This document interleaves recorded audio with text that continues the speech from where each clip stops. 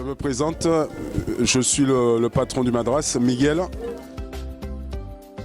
On a choisi Carcès parce que ma femme elle est originaire de Carcès et c'est un village qui me tient à cœur et je trouve qu'il fait bon vivre à Carcès. Le Madras, le nom vient du tissu antillais avec la consonance indienne.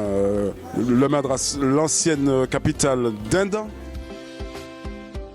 Alors je propose une cuisine autant traditionnelle qu'un petit peu, je dirais pas élaborée, mais qui change un petit peu.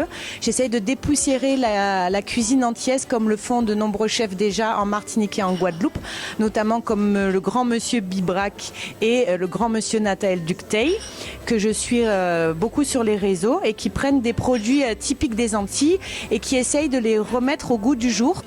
Après, vous retrouvez le poulet boucané, vous retrouvez le château avec les haricots rouges, vous avez les acras de morue, vous avez le boudin créole, vous avez le bokit au poulet, le bokit morue.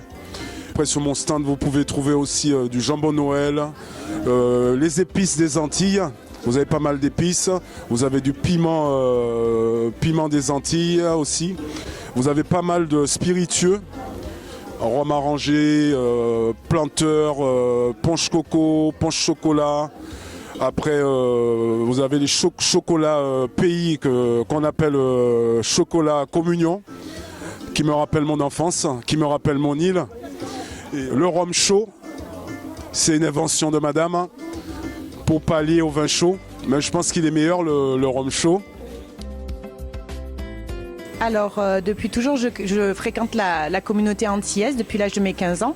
Je suis arrivée par là d'abord par la danse, parce que j'aime beaucoup la danse et le zouk. Et après, j'ai appris à connaître la culture, et notamment la cuisine, pour laquelle je voue une passion inconsidérée avec ce mélange d'épices et de produits diversifiés que vous proposez.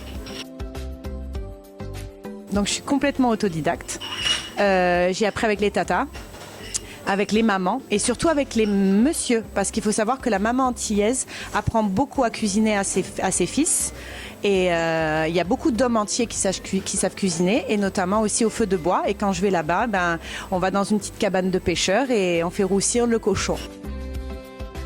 Le marché de Noël me tient tout particulièrement à cœur parce qu'en fait, il permet dans un petit village du Var de faire connaître aux métropolitains, aux Varois, la culture antillaise et notamment celle de Noël.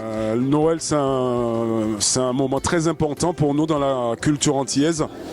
Déjà, en général, on renoue avec la famille, on revoit tous les membres de la famille. C'est un moment de partage. Donc à cette occasion, je fais venir des produits de Rungis et je propose à la vente mes compositions aussi avec les punch coco. On va pas ça pas les créoles.